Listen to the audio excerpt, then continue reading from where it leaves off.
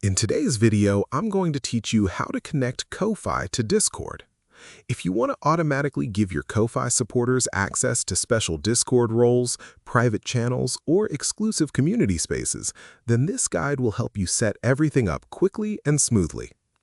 This integration is incredibly useful for creators who want to reward supporters without manually updating permissions every time someone joins or becomes a member. To get started, open your browser and sign in to your Ko-Fi account.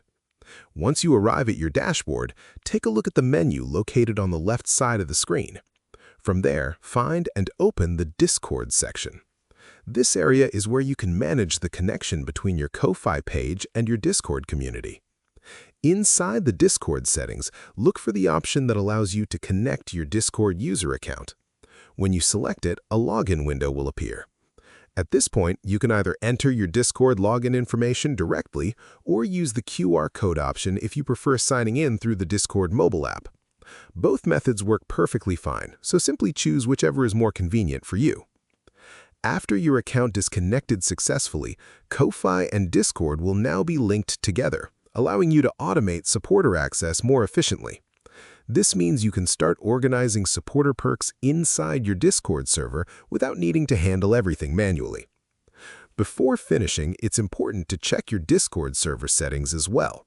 Make sure the Ko-Fi integration or bot has the correct permissions to manage roles properly.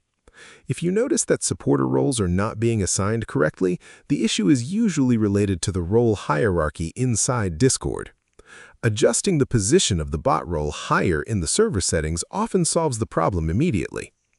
Once everything is configured properly, your supporters can automatically receive the correct roles and access when they support you through Ko-Fi.